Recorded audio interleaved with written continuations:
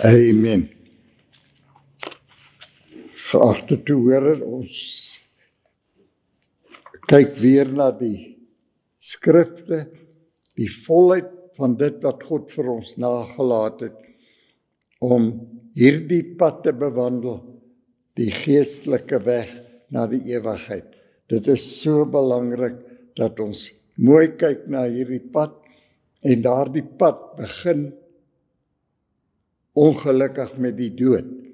Dit is so belangrik om dit te sien en dan daardie geloof, die geloof van God toe te pas, sodat ons absoluut op die regte voorwaardes na die skrifte kyk. Luister net wat sê Galasiërs 2 vers 20.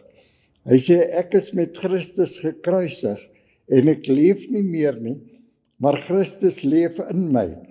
En wat ek nou in die vlees lewe, leef ek deur die geloof van die Seun van God, wat my lief gehad het en homself vir my oorgegee het. Hy sê, ek verwerp nie die genade van God nie, want as geregtigheid deur die wet is, dan het Christus te vergeefs gesterf. Met ander woorde, hier begin die skrif om vir jou duidelik te verduidelik, dat dit gaan nie oor jou toedoen of jou lewe van die verlede nie, maar dat jy absoluut uit die weg uit moet kom. As jy nie kan glo dat jy uit die weg uit is, en dat dit nie meer oor jou lewe gaan nie, en jou kwaliteite en wat jy bereik het nie, as dit nie meer daaroor gaan nie, dan gaan jy in die volheid in wat God vir jou geskenk het.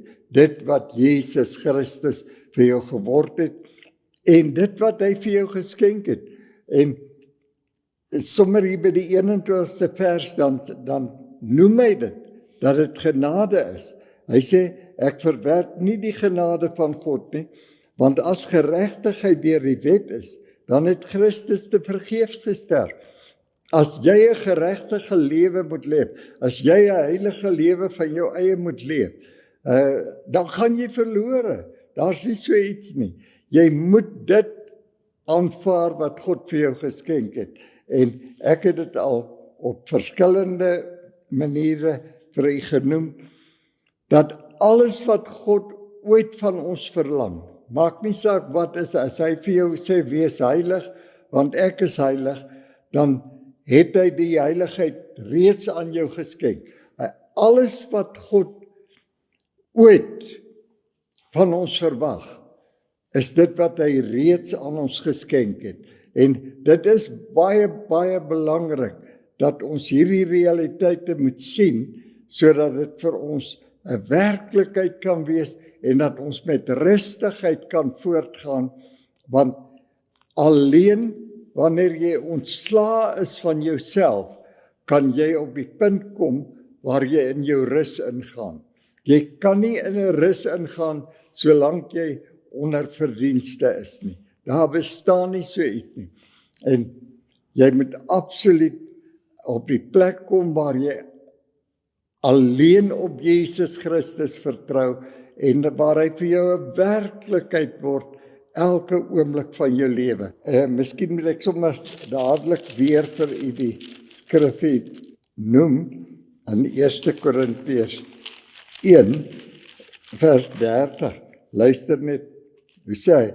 Hy sê, maar deur God is julle in Christus Jesus, wat nou hy, Jesus Christus, wat nou vir ons geword het, ons wysheid uit God, en ons geregtigheid. Hy het vir ons geword, ons geregtigheid, en ons heiligmaking. Hy het ons heiligmaking geword, en ons verlossing.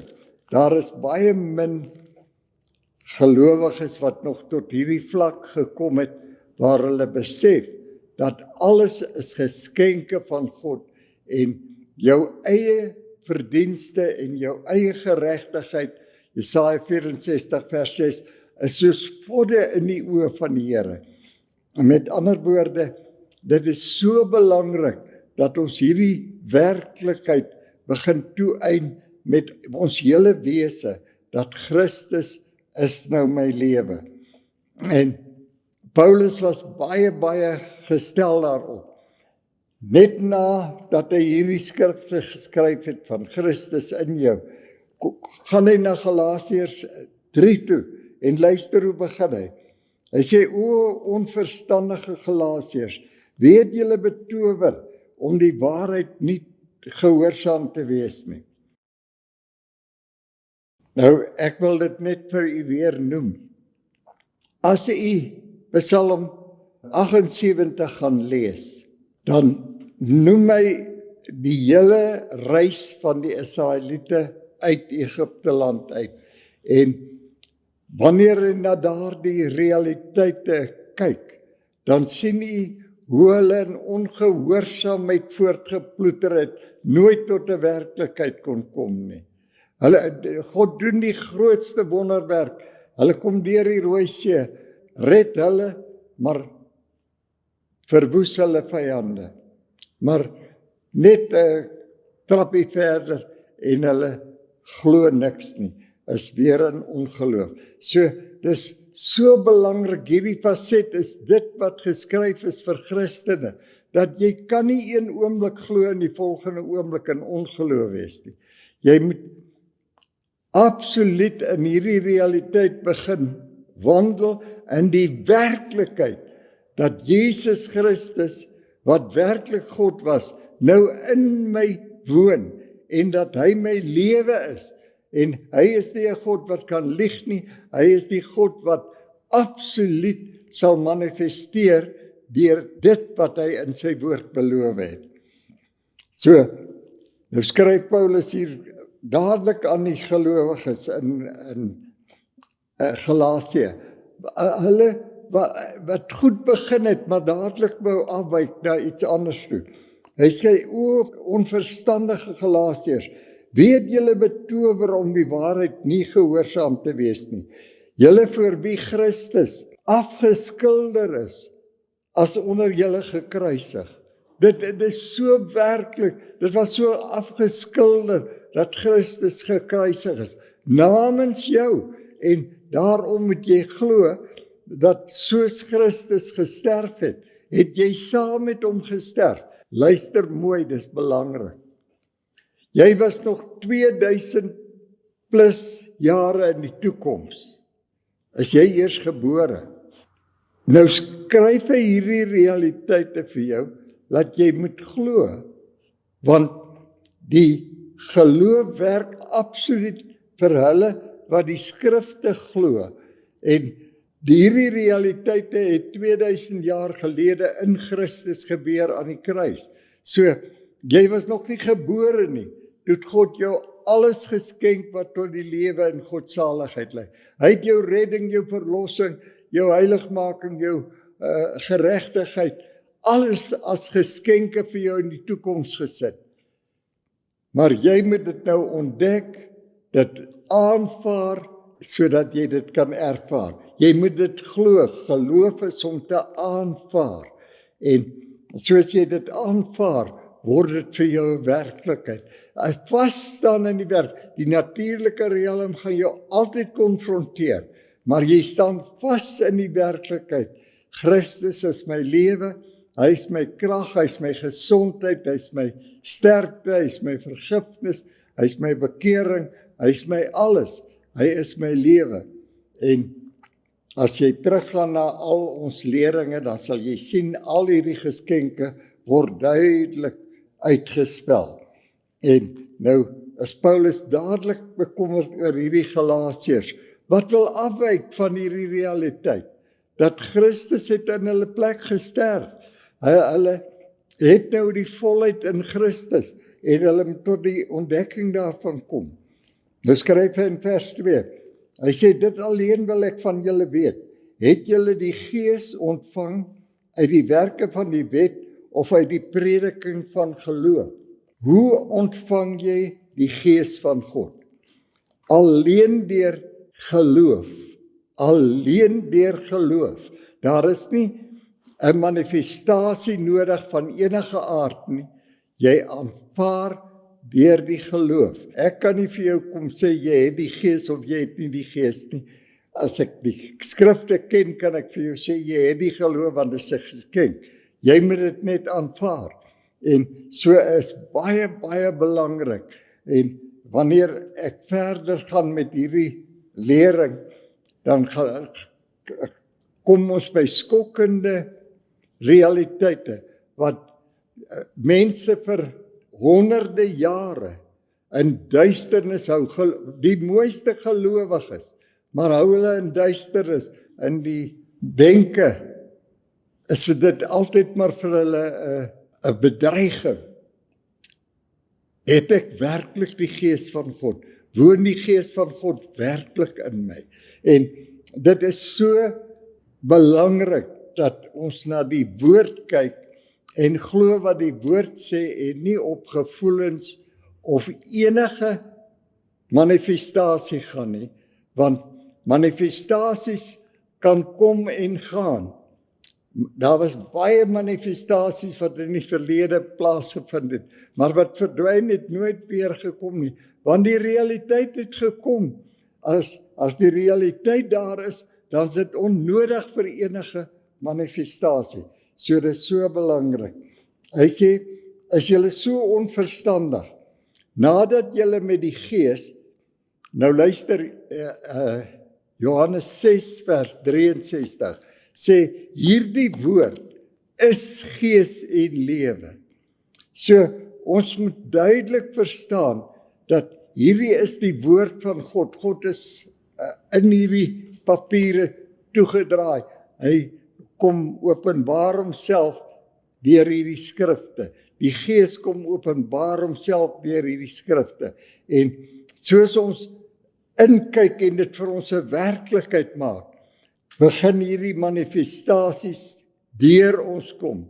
So, jy het nie nodig om enige wet te onderhou, want jy was nooit onder die wet nie. As heiden was jy nooit onder die wet nie. Maar goeie werke gaan uit jou uitvloei, as jy 'n gelowige is. Dis werke wat deur die geloof kom, omdat jy glo. Dis nie jou eie krag nie. Dis die krag van God wat deur jou gaan werk. So, dis so 'n groot verskil, of jy deur jou eie krag daagliks gaan lewe, of jy deur die krag van die Heilige Gees en van God gaan beweeg. Hy sê, het julle verniet so baie gelei, as dit maar verniet was. Hy wat julle die Gees verleen het, en kragte onder julle gewerk het, doen hy dit uit die werke van die wet, of uit die prediking van geloof? Jy sien, dit gaan absoluut net oor die prediking van die geloof. Jy moet glo wat hierdie woord vir jou sê. Miskien daar is nog so 'n klein bietjie tyd oor, moet ek sommer na 'n dramatiese realiteit vir u kyk. Dit wat so baie Christene bedreig het vir honderde jare nou al. Ek kom deur die Pinksterkerke vir al die jare. Ek het die ondervinding van al die realiteite. En ek besef dat die grootste gedeelte van alle gelowiges het nog nooit in tale gespreek nie. Hoewel dit op hulle afgedruk word, dat die spreke in tale is absoluut die manifestasie dat jy die Heilige Gees ontvang het.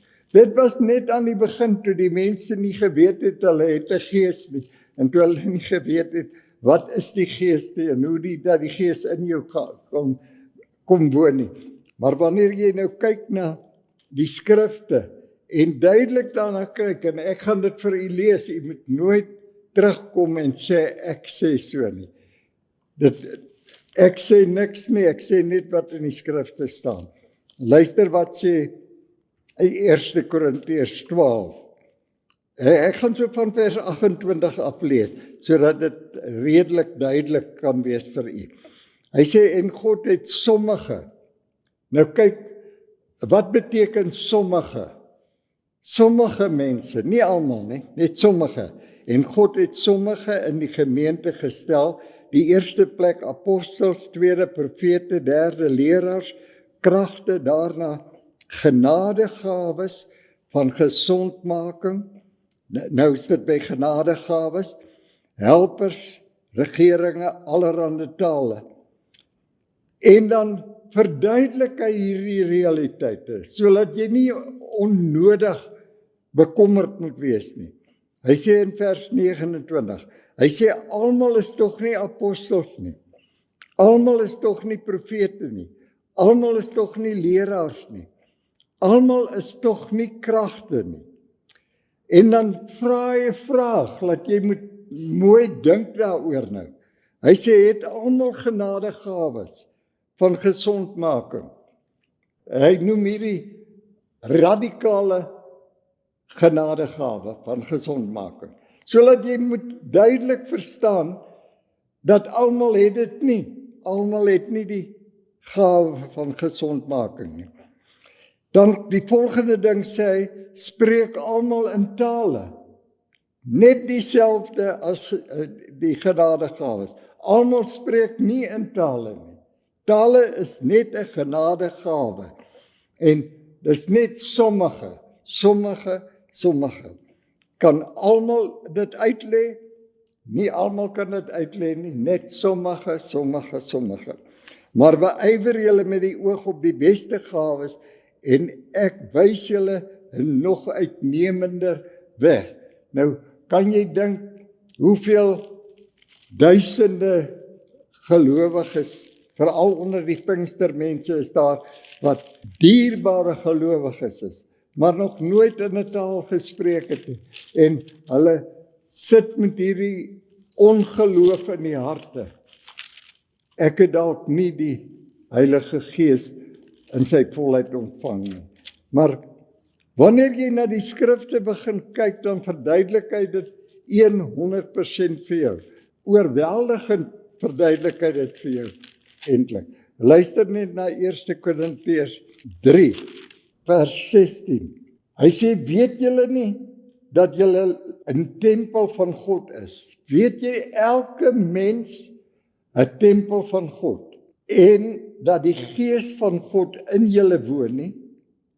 As iemand die tempel van God sken, sal God hom sken, want die tempel van God is heilig en dit is julle. Met ander woorde, hier verduidelik hy duidelik vir jou dat die Gees van God woon in jou, jy's 'n tempel. Dis nie wat jy moet doen om die Gees te ontvang nie. Dit is wat God gedoen het om die Gees in jou hart uit te stort.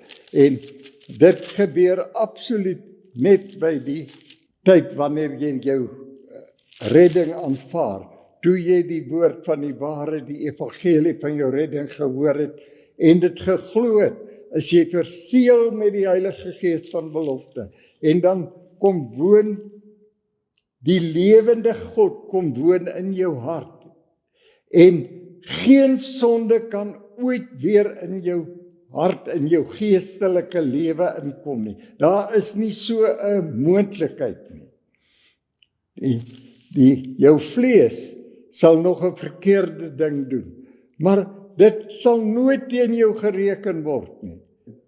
2 Korintiërs 5 vers 19 sê, dit is God wat ons met homself versoen het en aan ons die bediening van versoening geskenk het, sodat ons vir elke mens dieselfde realiteit kan gaan uitspreek, dat hy is nou 'n tempel van God. En as jy net na hierdie een skrifgie wat ek nou genoem het, word 3 keer sommer in die Korintiërs boeke herhaal. Dis 1 Korintiërs 3 vers 16, 1 Korintiërs 6 vers 17 tot 20, 2 Korintiërs 6 vers, ek dink so van vers 18 af daarom, sê, almal, julle is 'n tempel van die Heilige Gees en dat die Gees van God nou in jou woon.